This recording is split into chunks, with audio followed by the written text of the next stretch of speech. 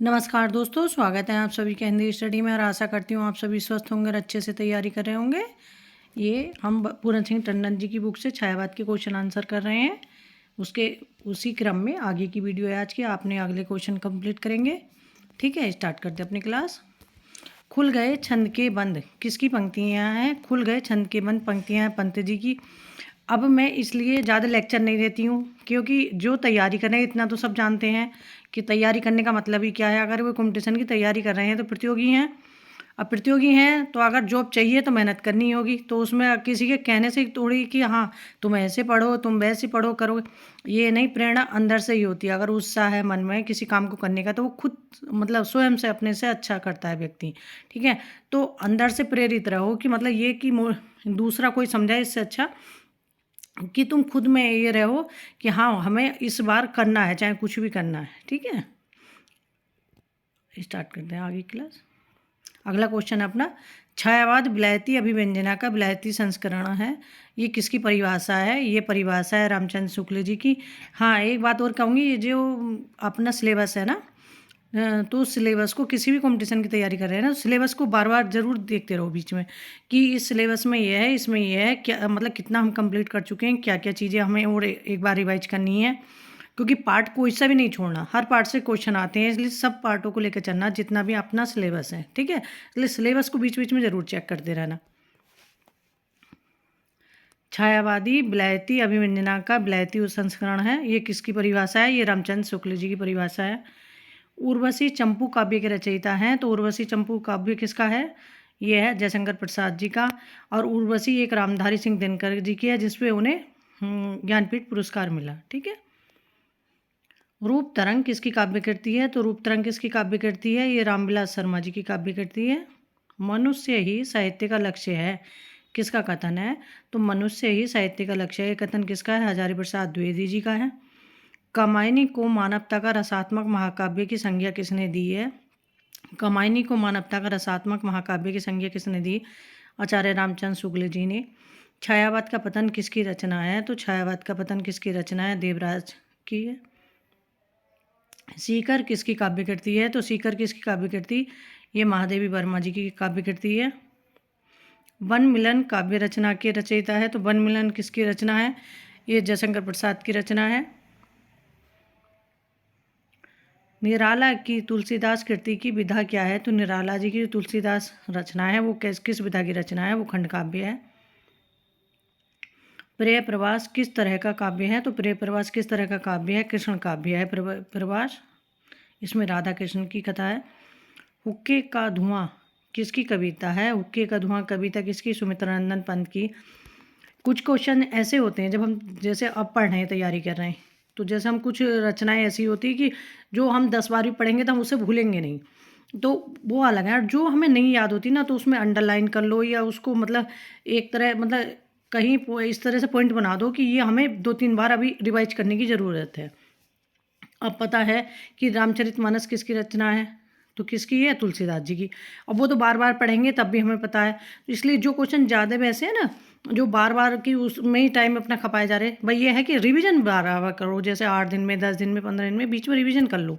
लेकिन जैसे जो हमें नहीं समझ में आ रही उन्हें कम से कम 3 बार 4 बार बीच बीच में रिवीजन करते रहो। ठीक है, पंत को छायावाद का जनक माना है, तो पंत को छायावाद का जनक किसने माना है? नंदुलारे वाजपेयी ने।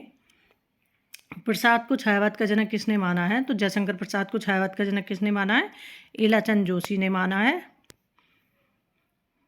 छायावाद में कायिक भावनाओं का पृष्ठ पेषण होने की बात किसने कही है? तो छायावाद में कायिक भावनाओं का पृष्ठ पेषण होने की बात कही है रामचंद्र शुक्ल जी ने। तुलसी भी करते कैसे मानस नाद, महावीर का यदि उन्हें मिलता नहीं प्रसाद। ये किसकी पंक्तियाँ हैं? ये मैथिली शरण गुप्त की पंक्तियाँ हैं। अरुणीय मधुमय देश हमारा, ये पंक्तियाँ किसकी हैं? जयशंकर प्रसाद की हैं चंद्रगुप्त से।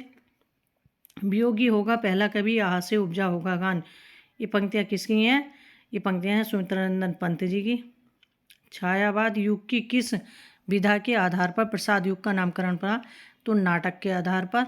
नाटक ऐतिहासिक नाटकों के लिए प्रसिद्ध हैं जयशंकर प्रसाद। ठीक है, उपन्यास सम्राट किसे कहा जाता है? प्रेमचंद को। और कहानी सम्राट भी प्रेमचंद को। और निबंध सम्राट अगर माना जाए तो निबंध सम्राट हो गए रामचंद्र शुक्ल जी। ठीक है, प्रसाद के पूर्ववर्ती नाटककार हैं, तो प्रसाद के पूर्ववर्ती नाटककार कौन है? वो है प्रताप नारायण मिश्र। पूर्ववर्ती मतलब पहले के। नाटककार कौन है? ये प्रताप नारायण मिश्र हैं, भारतीय हिंदू युग के। होगा फिर से दूधर्म समर, जड़ से चेतन का निसी भाषा, किस काव्य रचना की पंक्ति हैं? तो ये पंक्ति हैं तुलसीदास ये सॉरी दोस्तों, ये पंक्तियाँ राम की शक्ति पूजा से। ठीक है, किसकी पंक्तियाँ हैं? राम की शक्ति पूजा से, निराला जी की रचना है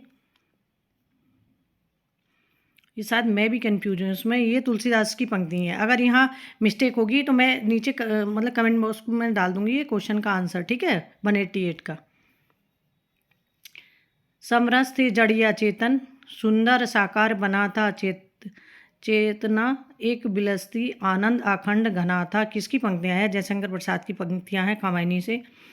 किंतु जीवन कितना निरुपाय, लिया है देख नहीं संदेह, निराशा है जिसका परिणाम सफलता का वह कल्पित गे। ये किस काव्य रचना की पंक्तियाँ हैं? कामायनी की पंक्तियाँ हैं। काव्य में रहस्य कोई बात है न ऐसा, जिसे लेकर निराला जी कोई पथ ही खड़ा करें। किसकी काव्य पंक्तियाँ हैं? आचार्य रामचंद्र शुक्ल की काव्य पंक्तियाँ हैं। अपने ही सुख दुख के रंग में रंग कर प्रकृति को देखा तो क्या देखा, मनुष्य ही सब कुछ नहीं है, प्रकृति का अपना रूप भी है। किसकी पंक्तियाँ हैं? ये पंक्तियाँ रामचंद्र शुक्ल जी की। रविंद्र कविता कानन किस विधा की रचना है? तो कविता कानन किस विधा की रचना है? समीक्षा विधा की रचना है। पंत और पल्लव किसकी कृति है? पंत और पल्लव किसकी रचना है? ये निराला जी की रचना है। ए मंगल के स्थान में मंगल शब्द किसकी निबंध कृति है? ये चंद्रधर शर्मा गुलेरी जी की निबंध कृति है। निम्न में से हिंदी शब्द सागर के संपादक थे, तो हिंदी शब्द सागर के संपादक कौन थे? रामचंद्र शुक्ल। शशांक अनुदित उपन्यास के रचयिता हैं, वो है रामचंद्र शुक्ल। उमर खयाम की रुबाइयों के रचयिता है, तो उमर खयाम की रुबाइयों के रचयिता कौन है? मैथिली शरण गुप्त। रविंद्र कविता कानन के रचयिता कौन है? निराला जी। निम्न में से कौन सी निराला जी की व्यंग्य प्रधान कविता है? तो इनकी कुकुरमुत्ता जो है व्यंग्य प्रधान कविता है। साहित्यकार की आस्था तथा अन्य निबंध के संपादक कौन है? तो साहित्यकार की आस्था तथा अन्य निबंध के संपादक हैं गंगा प्रसाद पांडे। पंत जी की कृति ज्योत्सना की विधा है, तो पंत जी की जो रचना है ज्योत्सना, इसकी विधा क्या है? काव्य नाटक है ये। प्रथम आयाम किसकी आरंभिक रचना है? तो ये रचना है महादेवी वर्मा जी की। बुद्धचरित किसकी रचना है? तो बुद्धचरित ब्रजभाषा में है, ये रचना है रामचंद्र शुक्ल जी की। चिंतामणि किसका निबंध संग्रह है? तो चिंतामणि रामचंद्र शुक्ल का निबंध संग्रह है। काव्य कला तथा अन्य निबंध किसका निबंध संग्रह है? ये जयशंकर प्रसाद जी का। रसज्ञ रंजन किसका निबंध संग्रह है? तो रसज्ञ रंजन महावीर प्रसाद द्विवेदी जी का। ठीक है, आज के क्वेश्चन अपने कंप्लीट हो गए। ऐसे ही अपने आगे के क्वेश्चन कंप्लीट करेंगे। बस एक कछुए वाली अगर चाल भी आप चलोगे ना, तब भी अपनी मंजिल तक पहुंचोगे, लेकिन बस हमेशा लगे रहो। कोई भी दिन ऐसा ना जाए कि कम से कम, अगर कितने भी बिजी हो तब भी 1 घंटा कम से कम निकालो, और वो भी क्वेश्चन लगा लो उस दिन। ठीक है, नहीं तो 5, 6, 8 घंटे कम से कम अपना मेहनत करो। ठीक है, थैंक यू दोस्तों मेरी वीडियो देखने के लिए।